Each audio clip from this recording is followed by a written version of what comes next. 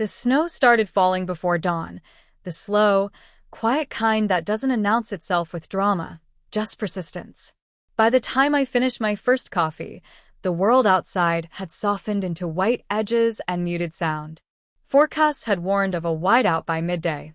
I'd seen enough winters to know what that meant. Once visibility dropped and the wind picked up, everything would depend on preparation. My preparation began years earlier. I owned the only commercial-grade snowplow rated for mountain passes within 10 miles. Not because I liked attention, because the road demanded it. The route mattered. It wasn't just a driveway. It was a narrow corridor that fed the upper ridge and looped back toward the main highway. Ambulances used it. Utility crews relied on it. And when storms hit, it was the difference between isolation and access. The HOA knew this. They'd approved the route on paper long ago. But paper is fragile when convenience gets in the way. At 8:12 a.m., my phone buzzed with the first message. "Why is your plow staging near the north gate?" At 8:15, "The convoy needs the space." At 8:19, "Please relocate immediately." Convoy. They'd planned a group drive, SUVs and pickups nose to tail, heading out before the storm peaked. A show of confidence. A belief that four-wheel drive was a substitute for clearance, chains, and timing. I replied once, "I'm clearing the primary route. That gate must remain open." No response. When I reached the north gate, the reason became clear. The HOA had swung the temporary barricades across the plow lane and parked 2 vehicles diagonally to hold the line. Hazard lights blinking like an argument. I cut the engine and stepped out. The wind had begun to rise, snow swirling sideways now. Visibility was dropping fast. The HOA president was there, bundled up, clipboard tucked under her arm, as if the weather respected paperwork. "We can't have heavy equipment blocking residents," she said. "They're leaving now." "Not through here," I replied. "This route has to be cleared first." She shook her head. "We've decided." The radio crackled before she finished. "Weather service update. Whiteout conditions imminent. Travel not advised." I could feel the window closing. I pointed to the sky. "Once this hits, nobody moves without a cleared path." She smiled thinly. "They'll be fine." That smile didn't last long. By the time the first SUV rolled forward, the snow was coming in sheets. Wind erased tire tracks as fast as they were made. The second vehicle hesitated. The third stalled. Radios chirped with confusion. Then the barricades iced over. I watched the convoy inch ahead, then stop. Engines idling. Doors opening and slamming shut. Someone shouted, the sound swallowed by wind. The whiteout arrived like a curtain drop, sudden and absolute. I walked back to the plow and keyed the mic. "Primary route blocked," I said. "Holding position." Silence answered. Then a voice, tight. "Say again?" I said it again. Behind me, hazard lights blinked uselessly into the snow. Ahead, the unplowed stretch vanished into nothing. The HOA president stood frozen, clipboard limp at her side, watching the realization settle in. The route they'd blocked wasn't just a path. It was the path. And as the temperature dropped and the wind howled, the convoy learned a hard truth about winter in the mountains. Confidence doesn't melt snow, and authority doesn't warm engines. What happened next wouldn't be loud or dramatic. It would be slow. And it would change how the HOA looked at that route forever. The whiteout erased distance first. What had been a few hundred yards of road turned into a blank wall of moving snow. Depth perception vanished. Sound flattened. Even the plow's amber lights were swallowed after a few steps. I stayed where I was. Moving heavy equipment in zero visibility without a cleared path isn't bravery, it's negligence. I set the blade down, angled it into the wind, and waited. Behind me, the convoy unraveled. Engines idled too long, then sputtered as exhaust packed with snow. One SUV's hazard lights dimmed and went dark. Another tried to reverse, tires spinning uselessly on compacted ice where the barricades had frozen in place. Doors opened again. Someone slipped. Someone yelled for help that never reached anyone else. The HOA president tried to organize them. She waved her arms, pointing in directions that no longer existed. The clipboard was gone, either dropped or abandoned. Phones came out, then disappeared back into pockets as batteries drained in the cold. At 9:03 a.m., my radio crackled again. Visibility 0. Reports of stranded vehicles at the north gate. Can you clear the route? I looked at the barricades, at the diagonally parked vehicles, at the ice locking everything together.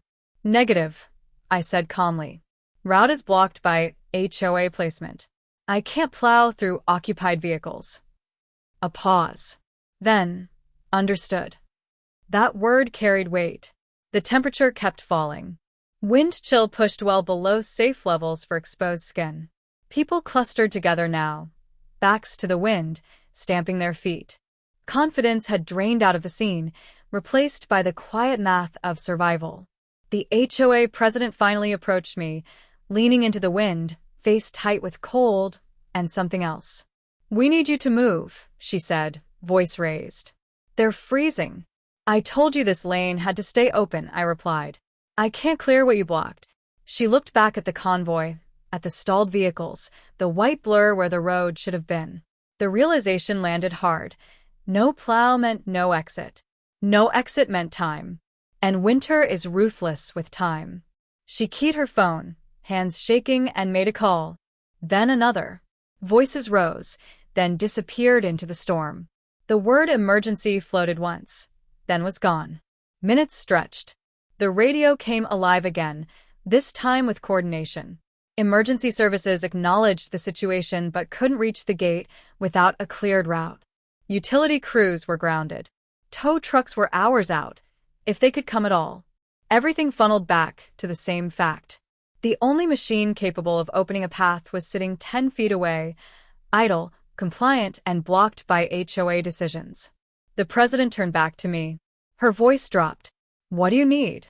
I didn't answer right away. Not out of spite, out of necessity. I was calculating angles, clearance, the safest sequence to remove obstacles without making things worse.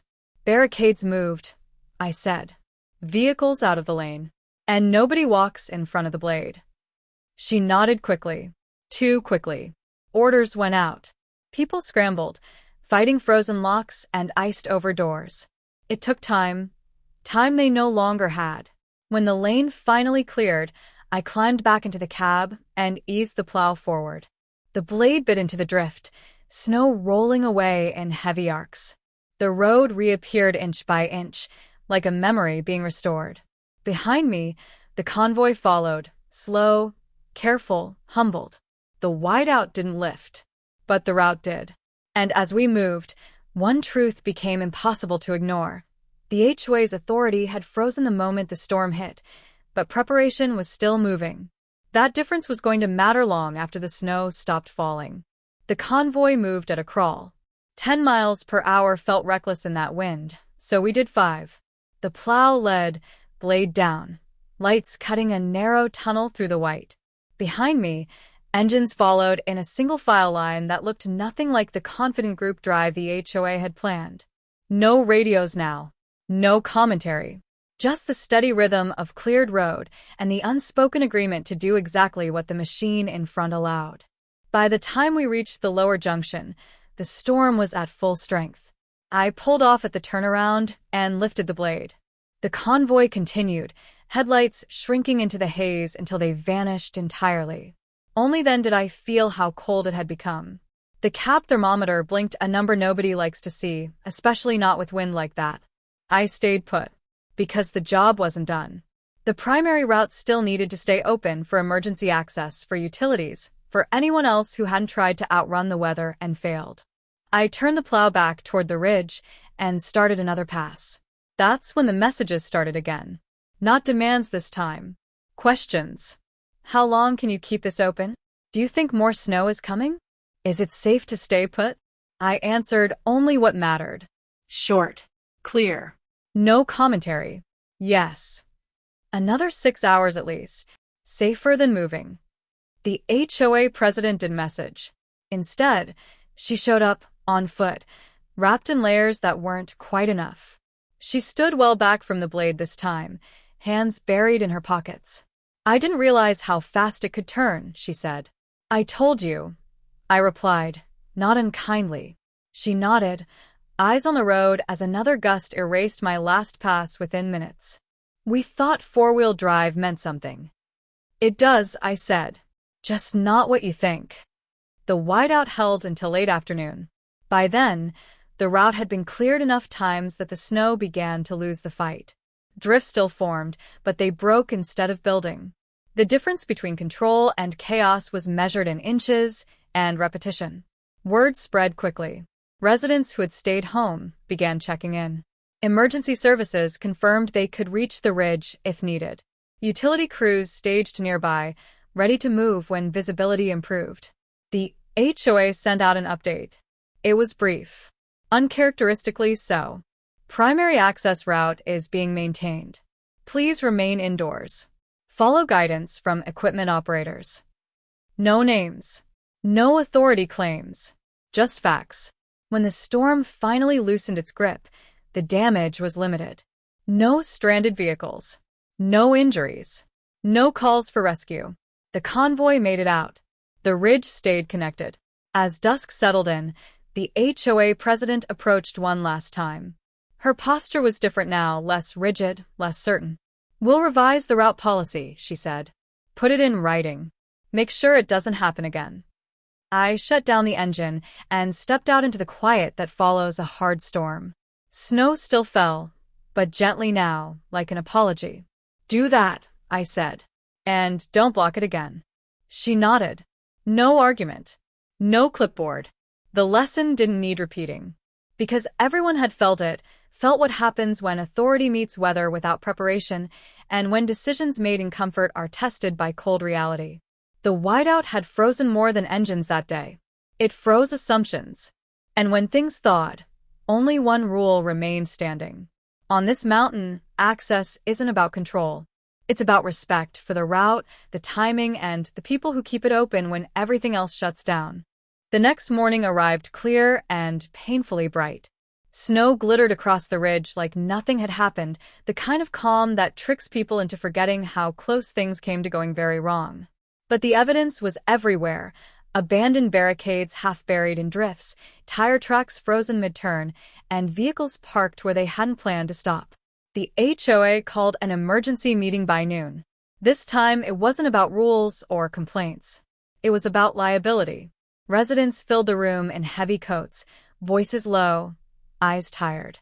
The story had already spread, how the route had been blocked, how the convoy had stalled, how the only reason anyone got out was because the plow had stayed put despite being ordered to move. The HOA president opened with a prepared statement. It lasted less than 2 minutes. Then, the question started. Who authorized blocking the plow lane? Why wasn't the weather advisory followed? What happens if emergency services had needed access? There were no clean answers. What there were timelines, messages, screenshots. People pulled up the morning's texts showing exactly when warnings had been ignored, when instructions had been overridden, when confidence had replaced caution. Someone from the county joined the meeting remotely. He didn't accuse. He explained. That route, he said, was classified as a critical access corridor during severe weather. Obstructing it, intentionally or not, could carry serious consequences if it resulted in injury or loss of life. The room went quiet. The HOA's legal counsel spoke next. Carefully. He used words like exposure, risk, and preventable. He recommended immediate policy changes and formal recognition of the plow route's priority during storms. No one argued. By the end of the meeting, the vote was unanimous. The route would be protected. Barricades removed permanently. The plow given full right-of-way during winter events. No exceptions. No convoys. No discretionary decisions made at the gate. More importantly, it would be written into the bylaws. Authority doesn't like admitting mistakes, but survival has a way of forcing honesty. The whiteout had stripped away assumptions and left only outcomes to study. Outside, I watched as the last barricade was hauled away and stacked by the maintenance shed, already half forgotten. The road lay open, clean, ready for the next storm. The HOA president stepped out beside me. "We didn't panic because of the cold," she said quietly. "We panicked because we realized we'd trapped ourselves." I nodded. "Winter does that."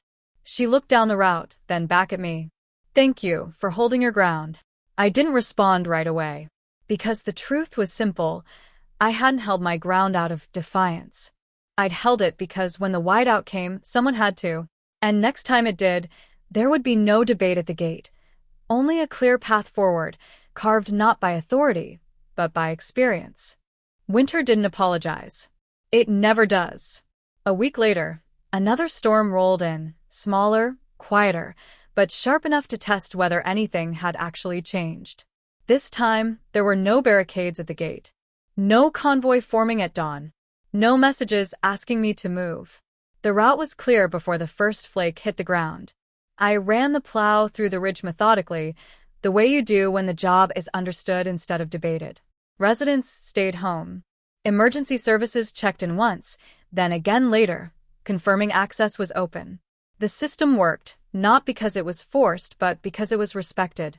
Afterward, the HOA sent out a single-line update. Primary snow route maintained. Thank you for cooperation. No authority language. No reminders. No flexing. Just reality. The incident became something people reference quietly. Not as gossip, but as a marker, before and after. Before the whiteout, when decisions were made in comfort. After, when they were made with memory. I never asked for recognition. I didn't need it. Because the real change wasn't in how the HOA treated me, it was in how they treated the mountain. Weather reports were taken seriously. Timing mattered. And most importantly, people stopped mistaking access for entitlement. One neighbor said it best while watching another storm settle in weeks later. "I thought power meant deciding," he said. "Turns out it means knowing when not to." That's the lesson winter teaches every year, without fail. You can't negotiate with it. You can't overrule it. And you can't bluff your way through a whiteout. The HOA learned that day, not when engines stalled, not when fingers went numb, but when they realized the only way forward had been blocked by their own certainty. The route stayed open because someone respected it. And now, so did everyone else. When the snow falls here, there's no panic anymore. Just preparation. And a clear path through the white.